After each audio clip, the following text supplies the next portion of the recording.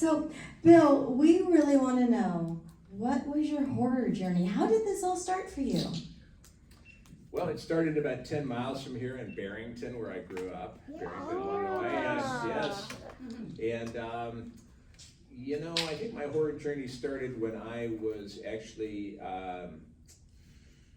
I tempted the wrath of my parents because they would put me to bed and then I would get up in the middle of the night and try to walk down the hallway and not hit the creaky boards in the hallway, and go into the library and turn on the old black and white Zenith to Shock Theater. I don't know if any of you remember Shock Theater. And watch stuff like The Beginning of the End with the giant grasshoppers and Last Man on Earth with Vincent Price. And so I was an early horror fan. And my dad was a Marine, and once a Marine, always a Marine. The only time he was actually kind of fun was during Halloween. He was a Halloween-friendly Marine, so we always had fun, going out, and he would do crazy stuff with us. He liked to torture the young boys, and so one time he took us to me and my friend Sandy Shanehofen and his older brother Andy and my older brother, and he took us to the Barrington Cemetery. And he said, okay, get out. And he had some paper and some charcoal pens, and he said, now get out and go do a grave rubbing. And for those of you, young, budding, juvenile delinquents, that's basically where you go to a cemetery and you put a piece of paper over a gravestone and you rub it with a charcoal crayon, and the words on the tombstone show up on your paper. Beautiful art, though. I love it. Yeah. Yeah. And so that's what he said, go out and do some grave rubbing. So we were out there, little boys, 10, 11, 12 years old, doing grave rubbings. And unbeknownst to us, Dad had arranged for the Barrington police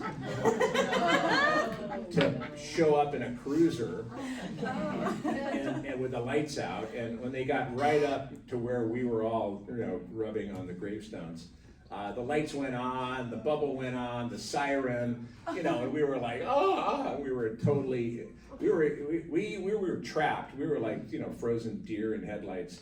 But my friend Sandy Shanofen's older brother Andy, who was probably like 12 or 13, literally was so scared he jumped the cemetery fence and ran all the way home in the middle of the night on Halloween. So, yeah, that's probably what started it. I could go on. And then tell us how you got started in acting. Actually, again in Barrington, my parents belonged to. We were in Barrington Hills, so we were kind of more rural, and my parents belonged to something called the Barrington Play Reading Group, and it was a bunch of parents, and every 6 months or so, one family would host a play, and everybody would get like the book, the French, whatever it's French's, the play itself. So they would read the play, but they would also do makeup and arrange the furniture in each other's houses. And so I was always kind of drafted as the kid. Like Sunrise at Campobello, there's young, one of the Roosevelt boys. I was one of those. And so that was basically how I started. And also I was in plays at Countryside School in Barrington. So that's really what started it. And then then my big break came when I was selected somehow as the ring bearer for the homecoming queen at Barrington High School. And I was about 12 or 13, or not even that, geez, I was like 10 or 11. And I got to ride in the car there was a parade through Barrington, and I got to present the queen with her crown on a velvet pillow, and I was the little guy that did that. So I knew that I was destined for a career in showbiz at that point. Did you know that you were destined for a career in horror? No, but if you had told me, I would have just been so excited. Oh, I would have said, yeah. Well, I don't think we knew how to do that, so I would have gone, yeah. So obviously you are known for a lot of horror movies, which Yes. we're all here for, obviously. Yeah. one of the segments on our podcast, The Dolls of Horror, is we pick a favorite kill. Do you have a favorite kill from any of your movies? Yeah, I think I would say that with Jack McGee, killing Jack McGee in a movie called Crash and Burn. It was an old Charlie Band movie. I play a synthoid. I look like a human, but I'm actually kind of a robot or something. I don't know what. But anyway, Jack McGee is an actor, kind of a portly actor, funny, great guy. But my kill for him was, and as a synthoid, of course, I have superhuman strength. So I pick up Jack McGee, which isn't easy, and I jam him up into a light fixture where he electrocutes, and then juice comes out of his head, like red juice, kind of blood, but kind of like boiled blood or something. Oh, that's So fantastic. I was into that. That's gorgeous. Raspberry jelly. That's beautiful. It is. So what has been one of your most challenging roles and why? I think they're all challenging. Yeah. It's hard being an actor. I mean, it might if it looks easy, and if you sit there and watch it and go, yeah, I could do that. Then the actor's doing a good job because you're supposed to make it look easy and natural, but it's really hard. It's hard to it's hard to remember the lines. It's hard to hit your marks and kind of remember where the camera is, and it's really hard not to be self-conscious. Yeah. That's the big thing, is acting. That's why acting is one of the 7 lively arts, because acting is about being free from your personality, free from yourself. You become someone else, and that's not easy to do, because especially with Hollywood, it's all about what's my better side, and I'm ready for my close-up, Mr. DeMille. And I remember as a story, we were shooting 3 from Hell, and it was day 1. And 3 from Hell, for all if you don't know, is basically the sequel to Devil's Rejects. And for many years, Sid Haig and I, the great Sid Haig, used to sit next to each other, and someone inevitably would come up to either Sid or me and say, is there going to be a sequel to Devil's Rejects? And I would say, Sid. He'd go, what? I'd say, is there going to be a sequel to Devil's Rejects? And he'd go, nope. And I'd go, how come? And then we would count 1, 2, 3, and in unison we'd say, because we're fucking dead. And as it turns out, money's thicker than blood, so there is, so we finally got, 3 from Hell. And it was fun because it was day 1, and I'm trying to think, okay, now Otis has been in jail for in a rough pen, for 14 years. So what is that going to be like, just in terms of, the mentality, the character, and, I'm thinking a bunch of stuff. Bless you. And so, I have, opening day, I have a small, kind of a mini monologue. And, and I'm in the back of a prison van, the doors are open, I'm addressing the media, I'm saying some stuff, and I flubbed a line. So I was like, cut. Okay, all right, retake, reset, and action. I'm saying it again, and I flubbed the line again. And now Rob is going, Bill, dude. And I said, give me a second. And I sat down, kind of like, oh my God. And I heard this voice in my head that said, I got this, Bill. Sit this one out, take it easy. Have a seat, I got this. And it was the voice of the character. It was the voice of Otis. I mean, that's not supernatural or weird, but it was just like, the character telling me to, get out of the way, man. We don't need your, what side, what's the line? Oh my God, what are they gonna think? Get out of the way, actor man. Yeah, exactly.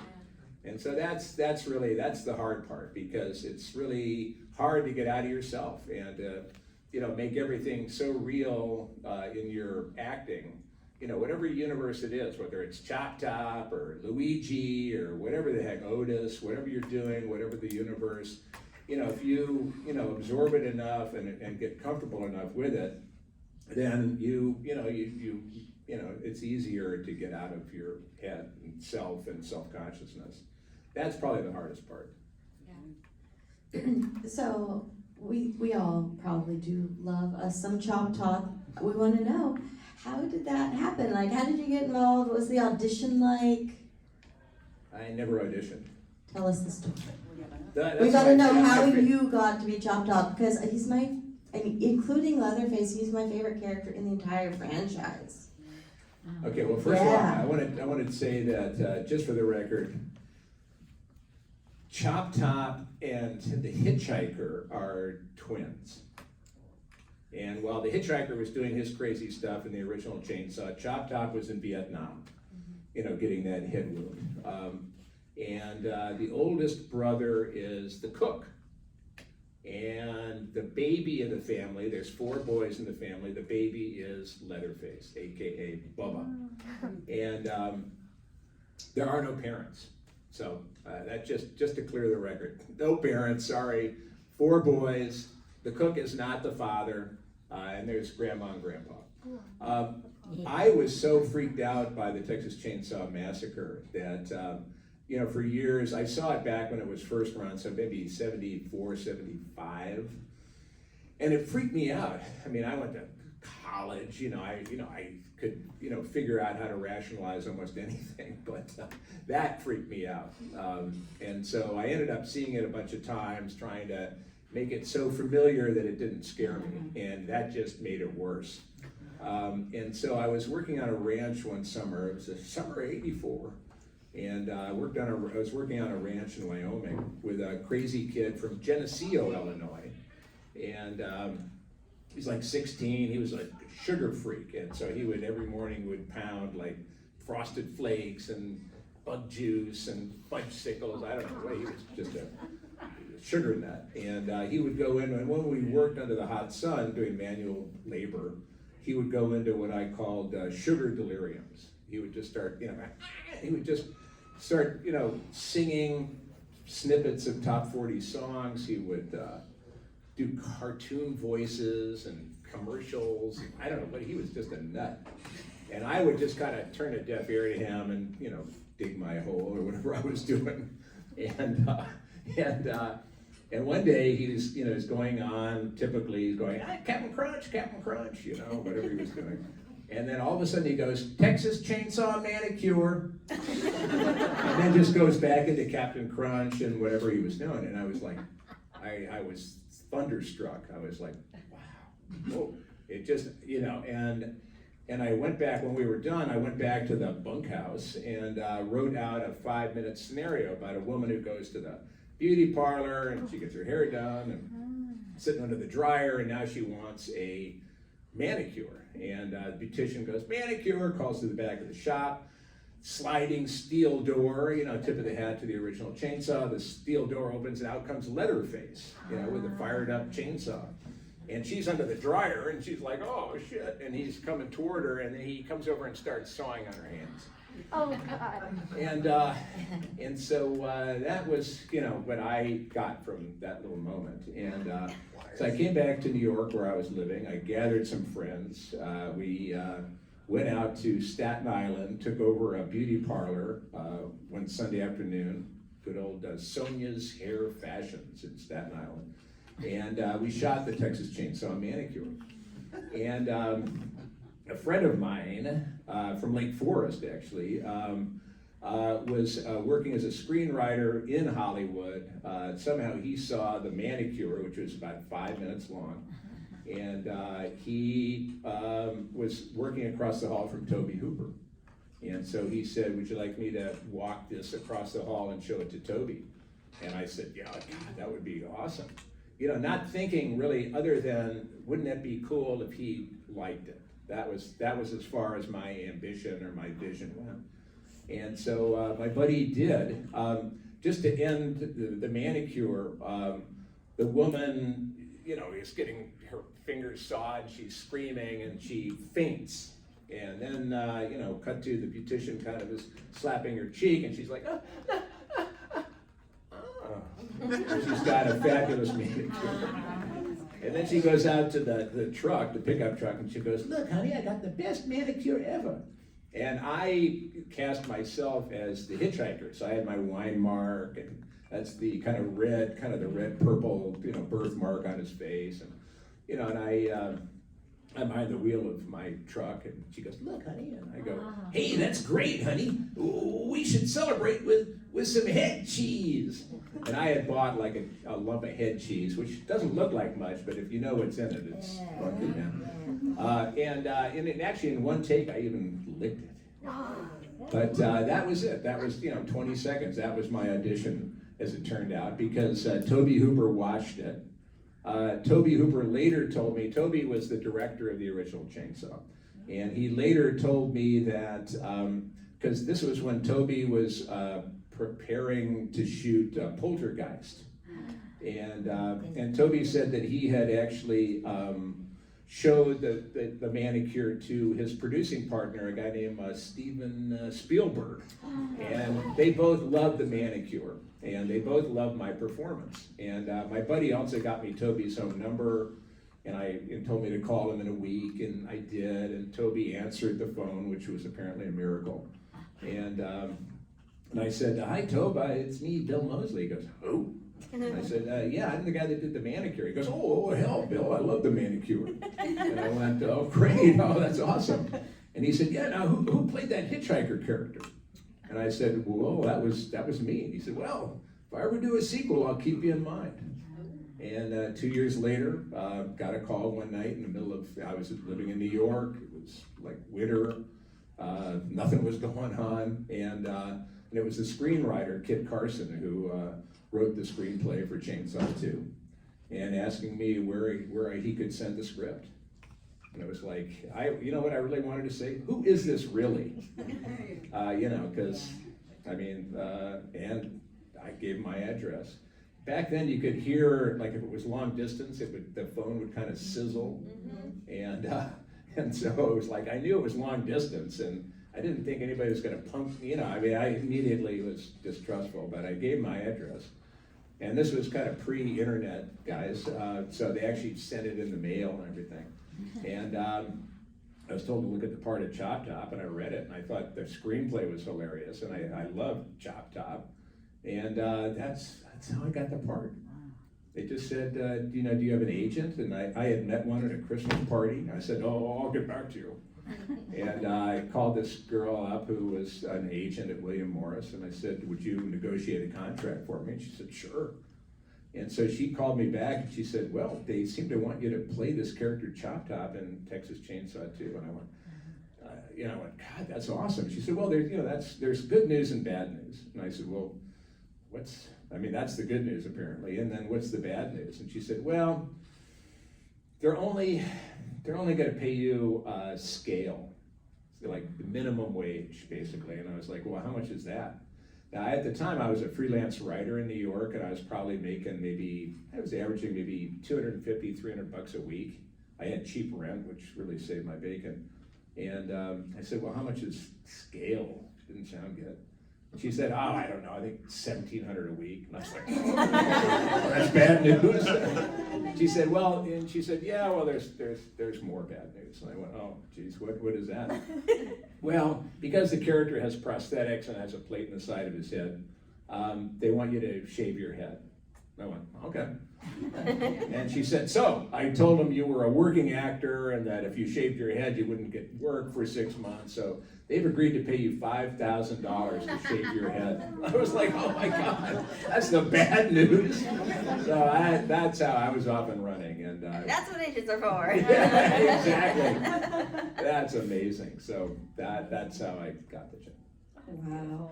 And could you share a favorite on-set memory from Texas Chainsaw 2? Yes, I was. It was a radio station scene. I'm beating LG's brains in with a claw hammer. It was actually in the old Austin Statesman newspaper building, and it was a small enclosed space. It was a little room. Those are back in the days of actual film in the cameras and lights, and everything was very hot. And I was in full makeup. And I'm pounding LG, like my opening scene in the radio station. And Tom Savini is right off the frame. He's got the blood pump, and he's got like a little tube going up through LG. It was Lou Perryman, the late Lou Perryman. It was up. This tube was up through his head, right to his hairline. So when I'm starting to pound him, this blood is spraying out of the little tube. And so each time we would have to do another take, he had to get cleaned up, and we had to reset everything. And it was very hot, and a couple of the takes were ruined because the claw hammer I had was actually made out of foam rubber, and the only thing that really held it together was a piece of coat hanger, wire in the middle of the handle. So if you swung it too much, there were a couple of takes where you heard this cut. And I'd look, and the hammer would be bent like a pretzel. So that didn't really work. But finally, we had done about 12 takes. And, hey, there's Toby now. No, she's passed on. Right. She's passed on. That's a really special relationship. Geez, that's Tony, not Toby. But anyway, so we had done 12 takes of this, and I thought a couple of them were pretty good. And he goes, yeah, okay, cut, yeah, that was great. All right, let's just do one more. And I'm thinking, and I was getting a little, not exasperated, but it was like, I was kind of flummoxed, and I said, Tobe, am I doing something wrong? And he looked at me and said, oh, hell no, Bill, I'm just having fun watching you.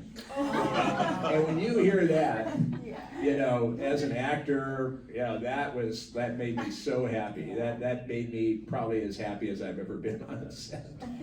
And of course, we did another one. And I was this time was okay, here we go. I had renewed vigor, so it's pretty cool.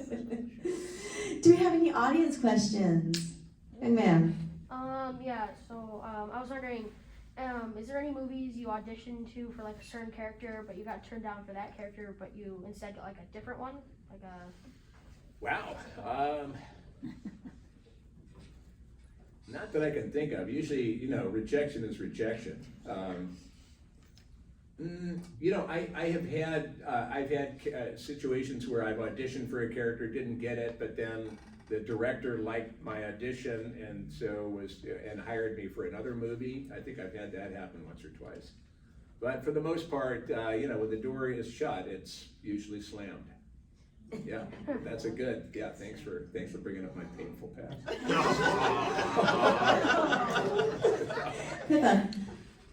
Yes. What was filming Repo like?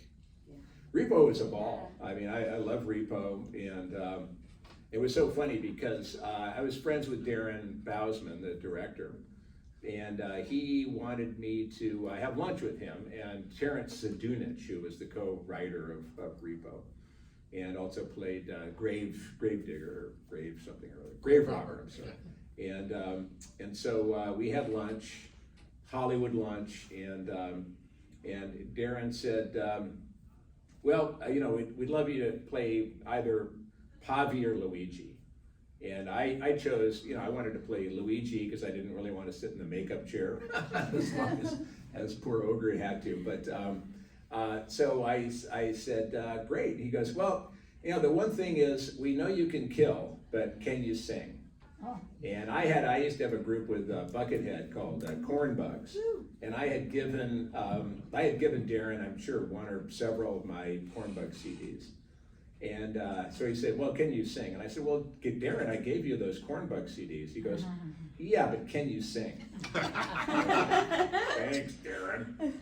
So I did audition for Repo, and I had to do a singing audition because he knew I could kill. And I followed one of the Pussycat Dolls.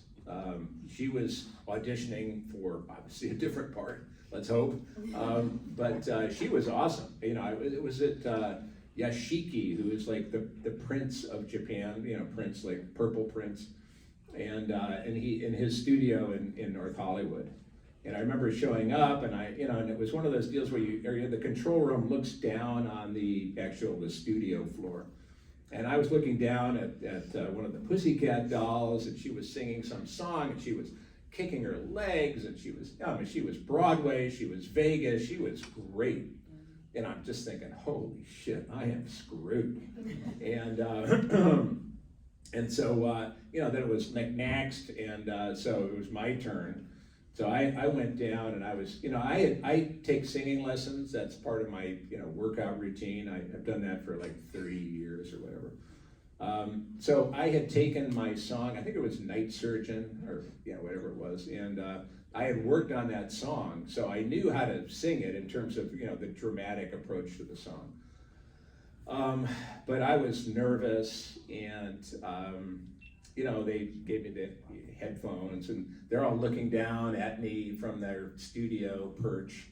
And that's like the music director, Terrence, Darren Smith, the other writer, so it was the brain trust. And so I was a little nervous, and they start playing the song, and they just wanted me to do some, like testing, 1, 2 kind of thing. And I went testing, and it was amazing. Like the microphone was like magic. It was like a golden microphone. It made me sound fantastic. I was like, hello. I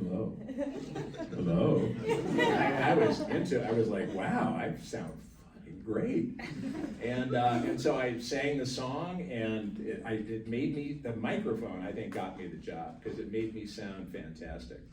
And at the end, I was finished. I finished with a flurry, and took off the headphones and was walking out. And I looked up at the window, and they're all going, "Oh yeah, man!" Like a much bigger thumbs up than the Pussycat Dolls. So I was like, "Oh yeah." So what we did with Repo was we recorded everything before we actually shot a single foot of the movie, and I was a little worried about that, because I was thinking, well, if you lock in the vocals and then you shoot the movie later, what happens if you have a different interpretation of the emotion of the moment kind of thing, when you're locked in? But that's why you trust your director. And Darren Bousman's really good. And so he knew exactly what emotion, what sound, each of the songs had. And so when we got up to, we shot in Toronto, and we just had a ball shooting it. And then what you do is, when you're actually singing a song, you don't just mouth the words. You actually sing the song, and kind of sync your sound to what you're hearing. And so we had a ball. I loved working with Paris Hilton, by the way. When Repo came out, a lot of people said, "Oh, Paris Hilton's in it? Forget it." And I thought Paris was great. I thought she did a great job for all you Repo fans out there. She was awesome, and so much fun to work with. And so, it's so funny, because we really, it was a wonderful group. Paul Sorvino, and Ogre, and Alexa Vega, and just on and on and on. The cast was amazing, and then when it came out, it thudded. I think Lionsgate, I don't know why, but I think they only put us in a few theaters, and all the critics were as soon as they heard Paris Hilton's in it, a lot of the critics just took the easy way and just kind of went, it sucks. And, but God bless Darren Bousman, an amazing guy, Kansas City kid, and he would not, most directors, if they get shit on like that, would probably just have crumbled, like, "Oh man, they hurt my feelings." Darren just said, "Fuck you." And what he did was he got permission, he got, 35 millimeter prints of Repo, and he started the Repo Roadshow. And he started going out, to Michigan, to St. Louis, probably here in Chicago, all over the place. And he would go to most of these kind of restored, fabulous old movie theaters, and have a Repo night. And he just did that enough so that, soon there would be shadow casts of people dressed as the characters, standing in front of the movie as it was playing, and acting out all of the songs and the acts. And he created, really thanks to Darren, I think, Repo was saved from oblivion. And to this day, I'm so grateful that when people come up to my table and they don't want Otis, they don't want Chop Top, they want Luigi. And it's like, yeah. So anyway, that's a long story. Was the filming process the same for Alleluia, the Devil's Carnival? Was it the same kind of pre-recording? You know, I can't really remember. 'Cause that to was tell you the That was truth. also Darren Lindell, Yeah, oh, right? yeah, absolutely. With some of the same cast, Paul Sorvino also, you know. Yeah, oh yeah, and Ogre, you know, and Emily Autumn, that really just, who was so fabulous. I'm not really sure if we did that or not. Somehow I think we actually recorded it while we shot it. Okay. We shot it in Riverside, California. It was like 4 a.m. It was in the middle of nowhere. It was a bunch of dust in a circus tent. And the location was like somebody had saved a bunch of circus stuff, like a tent and, you know, tents and, you know, the wagons and stuff, some circus, you know, fan, aficionado. And so we shot there. And yeah, it was like 4 a.m. It was cold. It was, you know, the conditions were tough. But I just remember being so impressed with Emily Autumn. And I remember just having so much fun as the magician with Mr. Bunny. And which then they shot Alleluia. This was the Devil's Carnival, and then they shot the sequel to that. And by the time they shot the sequel, they had lost Mr. Bunny. And so they gave me like some stuffed rabbit, which just wasn't quite the same thing. Yeah. That's showbiz. So what does it take to impress you in a horror movie? Like impress me, like scare me, you mean? Scare you, or maybe you're just really into the effects, or you like the story. What does it take to get you to like a horror movie? Oh, to get me to like it? Well, I can tell you, I'll tell you my 3 favorite, you know, kind of contemporary or current horror movies. Number 1 is Get Out, which I thought was fucking awesome. I loved that movie. Number 2 is, I would have to say it's Midsummer, which I thought was amazing. You know, and I liked Hereditary, but Midsummer really knocked my socks off. Kind of Well, horror, kind of. yeah. And then number 1, I would have to say, is Mandy Oh yeah. with Nick Cage, and that just freaked me out too. So I mean, you know, and I also, you know, special mention to Color Out of Space. So I like those movies a lot, and it reminds me that the horror genre is so cool because there's so many different ways you can take the horror. You know, whether you're wolf men people, werewolf people, or vampires, or you know, you're supernatural, or you're backwoods, chainsaw Slashers, people. dolls. Yeah, right. There's so many cool things you can do with the genre. Religion. Yeah. Yeah. And so many, so many political statements you can make, so many, you know, emotional and human statements you can make. It's just really, really cool. I'm so grateful to be in this genre, and it's been so much fun because I've had a chance to, you know, I don't think any other genre would have given me the kind of opportunities to play characters of different ranges that I've had in the horror genre. So very happy about that. We have a listener question from one of our listeners, and she wants to know, write it down, so we'll get it right. Evelyn wants to know, what was your favorite set to work on and why? It would have to be Chainsaw 2, because it was the first time I realized you could run away and join the circus, and they would let you stay. You know, I just couldn't believe it. You know, I was 35, I think, when I got there, and you know, I was like, holy shit, this is awesome. It was like a parallel universe, because I was a freelance writer in New York, and I love New York, but I mean, it wasn't exactly, you know, being, you know, Chop Top, and so I was just, it was so exciting to me. And it was so much fun to work, you know, there's Dennis Hopper, holy shit. You know, it was so much fun to be a part of a family. You know, that was the thing, that Chainsaw, the original Chainsaw, just scared the crap out of me.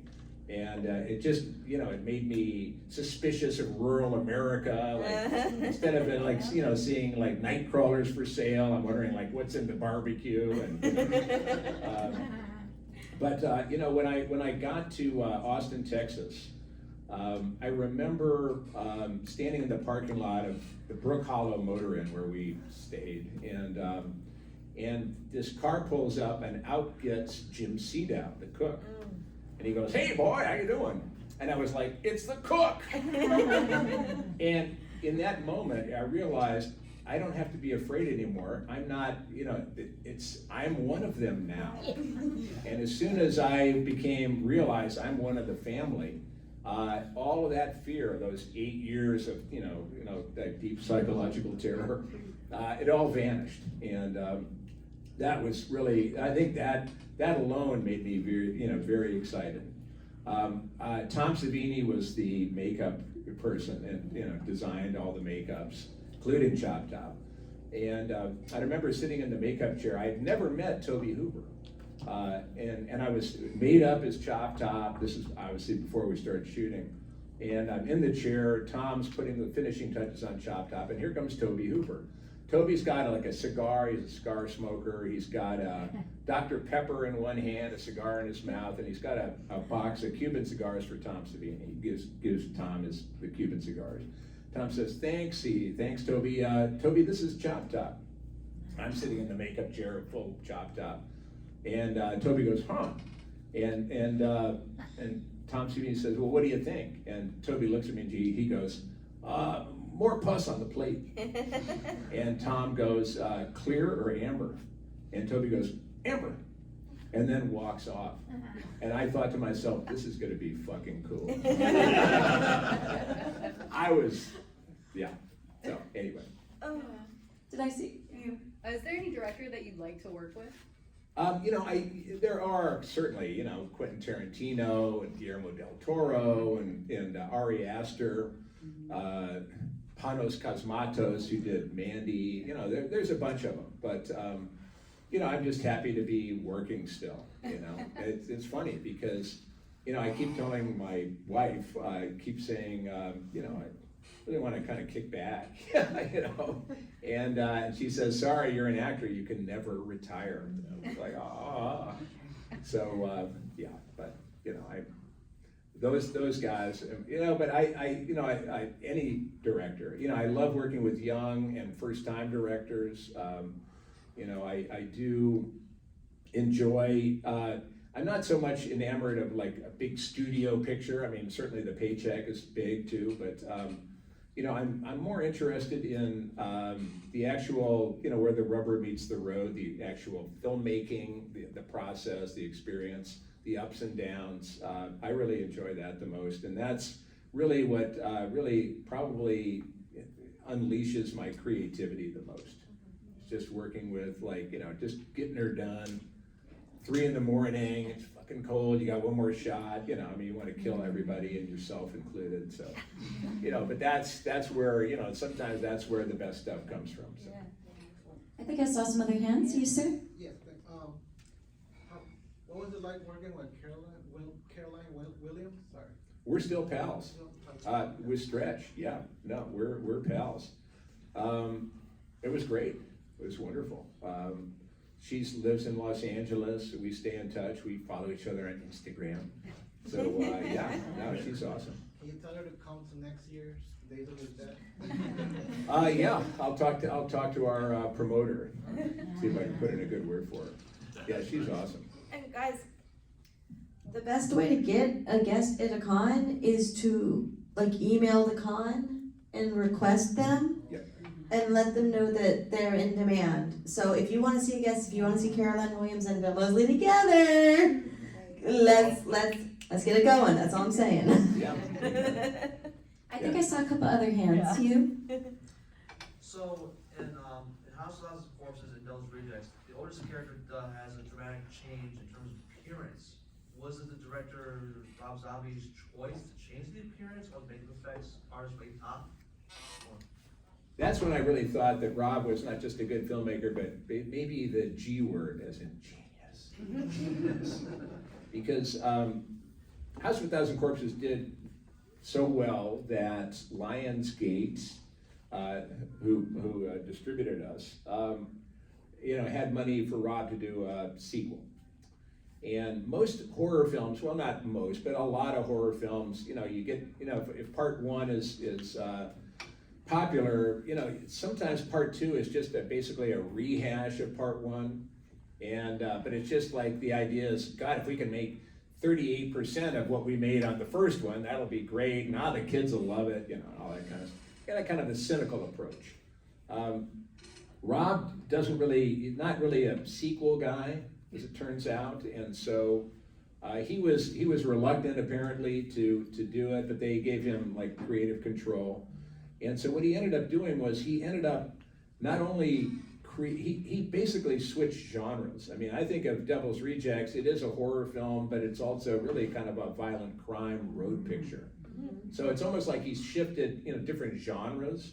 And I thought it was amazing that Otis goes from, albino to one of the Allman Brothers. Most of the time, Captain Spaulding is not in clown makeup. I think Baby does her laugh once in the whole of Devil's Rejects. So it's amazing that we all, changed. We all morphed into these characters that are more real and gritty. And I just thought that was fantastic. I remember I was watching the Super Bowl at Rob's place, probably in 2003 or 4, whatever it was. And,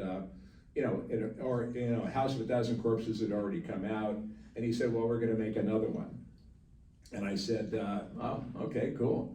And he goes, yeah, but this time I want I want Otis to have a beard. And I'd never grown a beard before, and I always shaved. And I said, well, grow a beard. I said, I don't know how to grow a beard. I've never done that before. How do you grow a beard? And Rob said, stop shaving. Yeah. So that's what I did. And then this beard came out of my chin. I never knew it was in there. And all of a sudden this beard comes out. I was like, wow, pretty cool. So, that was duly noted. I mean, it's amazing that, that his vision would shift genres, and that somehow the characters' looks would evolve or change that dramatically. Any other questions? You in the back of the hat, right there? How fun is the Super Bowl party at Rob Zombie's?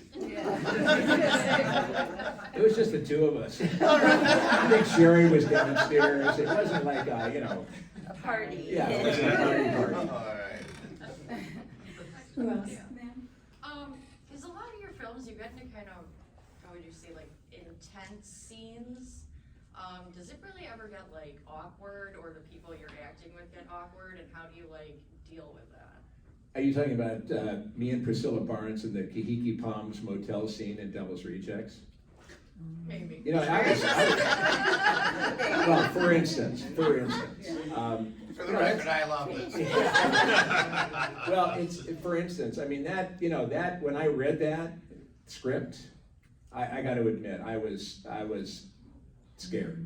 I was thinking like, oh, what?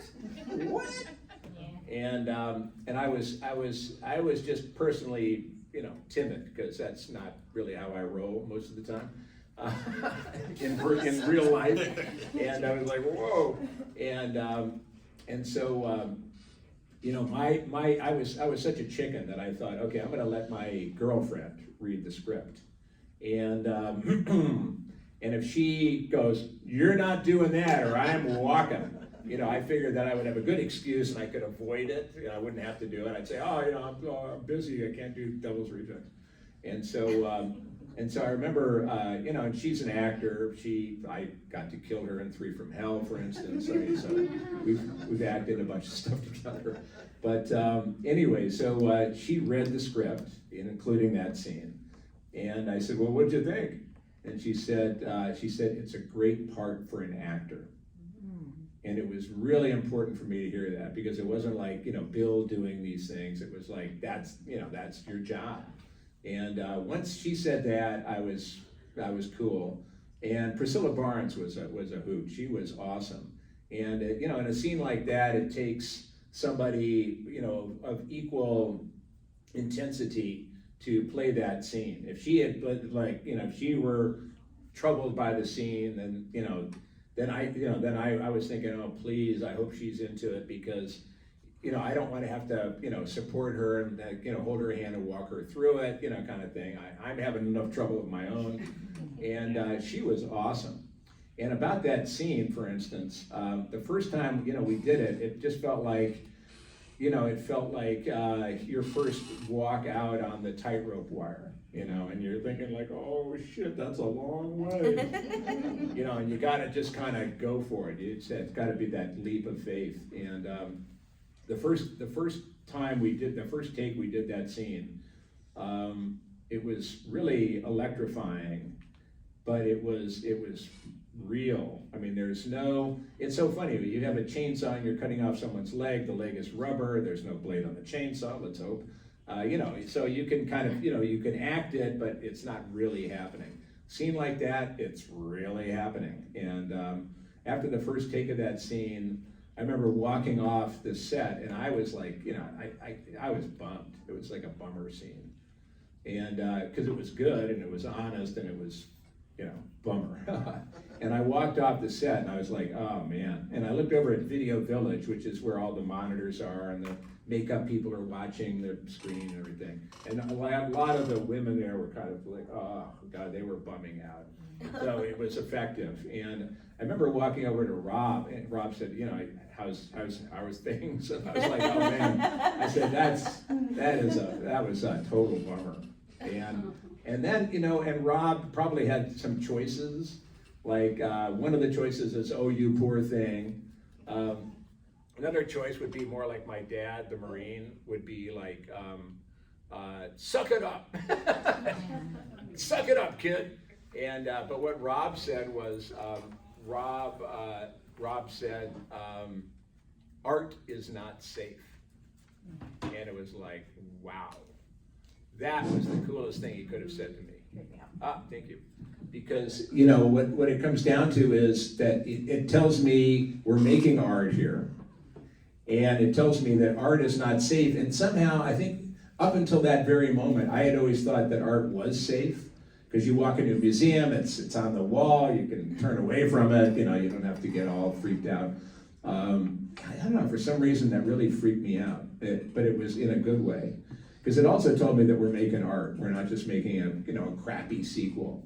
And so that, you know, so I went back in, we had to shoot that scene 20 times. Because, you know, there's just for the camera, you know, for you filmmakers, you know, you do a master shot with everything. Then you do a 2-shot with just the 2 characters. Then you do over my shoulder onto Priscilla for her close-up, over her shoulder to me and for my close-up. Each one of those shots has a bunch of different takes in case somebody's, you know, snoring in the background or, you know, planes going overhead. And then there was the shot, of course, you know, looking down at the room that was actually mounted up above the wall in the ceiling. So we did that 20 times. And each time it was different. And it really was, and afterwards, Priscilla just, you know, she said, that is like the coolest scene I have ever done in my life. And this is after Three's Company. So, so that was, you know, so it's scary. It's scary, but sometimes you just have to go for it. And, you know, that was one of those good days where it worked out. So on our show, we always like to pick an epic line as well, and Okay. You've had some good ones. Do you have a favorite line that you've ever gotten to do? Yeah, there's a lot of them. There's a lot. I made up, actually, when we were shooting that radio station scene in Chainsaw 2, I made up, I just went, hey, lick my plate, you dog dick. Because my family, when I was growing up, we had something called the Clean Plate Club. Meaning, you know, we had to eat all of our horrible lima beans. You know, come on, Clean Plate Club. And it was like, oh. You know, I mean, my mom was not a good cook. And sometimes we'd have you know, our golden lab, Rupert, would be underneath the dinner table. And sometimes it was so bad, you know, kind of mom turns away and you try to give it to Rupert, and Rupert sniffs it and turns away. It's like that. Yeah. So the Clean Plate Club, but lick my plate, you dog dick, was just came out of my mouth. And that's because I was into the character. My head was shaved, I had a plate, and it was hot, and lick my plate, you dog dick. I don't know where that came from, but that's been one of my favorites, I suppose. I've actually used that in life. Yeah, hey.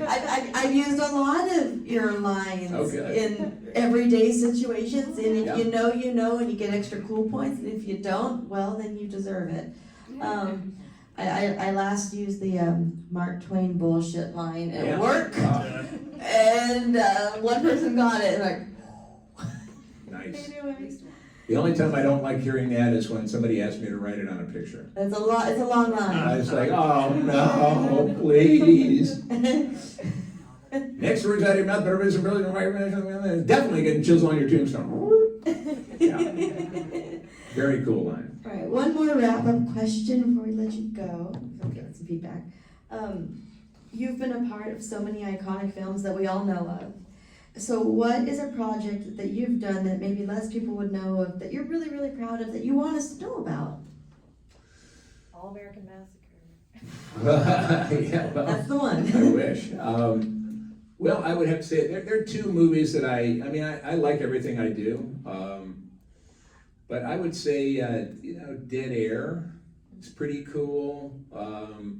That was directed by Corbin Burnson. Really? Yeah, and I play a DJ. A lot of times, what is it, Pontypool? A lot of people think that's kind of the Pontypool spin-off. Or, it's a totally different movie, but they're both set in radio stations. So I would say Dead Air is pretty cool. I'm a DJ when there's a zombie outbreak, and so it's very cool. And then the other one would be it's a movie I did with my wife called Rogue River, which is pretty cool, where we play a couple that were not quite what we seem. And it's always fun. And then I just since we just mentioned it, Crash and Burn is pretty cool. Charlie Band. Definitely gonna check that one out. Yeah. Yeah. And and right now, I think a week ago on Shudder, this movie I did with Nick Cage called Prisoners of the Ghostland just debuted on Shudder, so you guys can check that out if you want. We shot that in Japan at the end of 2019, right before the pandemic, and Nick Cage, man, that's wow, So it was a lot of fun to work with him. He's a cool guy, yeah. Bill, thank you so very much.